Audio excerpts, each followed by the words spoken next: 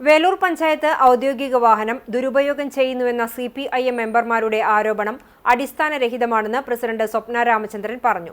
ഭരണം നഷ്ടപ്പെട്ടതിൽ വിറളി പിടിച്ചാണ് ഇല്ലാത്ത കാര്യങ്ങൾ ആരോപിക്കുന്നത്.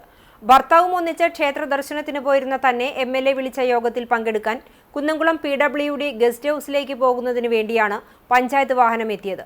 പഞ്ചായത്തിന്റെ പ്രവർത്തനത്തിന്റെ ഭാഗമായി LIC അടയ്ക്കുവാനും BSNL ഓഫീസിലേക്ക് പോകുവാനുമായി പഞ്ചായത്ത് സ്റ്റാഫും വാഹനത്തിലുണ്ടായിരുന്നു.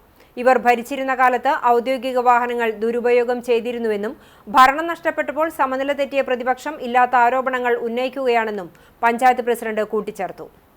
ഞാൻ പോകുന്ന വഴി ഞാൻ പ്രാർത്ഥിക്കുന്ന അമ്പലത്തിന്റെ അവിടെ നിന്ന് എന്നെ മീറ്റിങ്ങിന് കൊണ്ടുപോകാനായിട്ടാണ് പഞ്ചായത്ത് വാഹനം വന്നത്.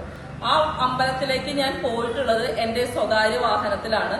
തിരിച്ച് മീറ്റിങ്ങിന് പോകാനായിട്ട് 11 മണിയായപ്പോൾ പഞ്ചായത്ത് വാഹനത്തില് പഞ്ചായത്തിന്റെ സ്റ്റാഫ് അടക്കമുള്ള ആളുകൾ ഉണ്ടായിട്ടാണ് വന്നത്.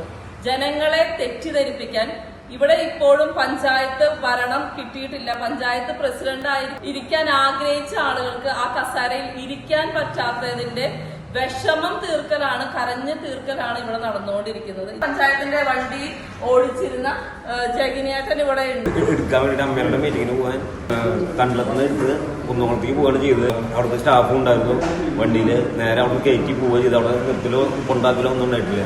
പഞ്ചായത്തിലെ സ്റ്റാഫാണ് മഞ്ജു. ഞാൻ ആ വാഹനത്തിലുണ്ടായിരുന്നു. തണ്ടിലത്ത് വെച്ചിട്ടാണ് പിക്ക് ചെയ്തത്. അപ്പോൾ ജസ്റ്റ് അവിടെ പോയി പിക്ക് ചെയ്തു. അങ്ങനെ വണ്ടി തിരിച്ചു പോവുക മാത്രമാണ് ഉണ്ടായിട്ടുള്ളൂ. ഞാൻ തിരിച്ചു വരുമ്പോഴും ആ വാഹനത്തിലുണ്ടായിരുന്നു.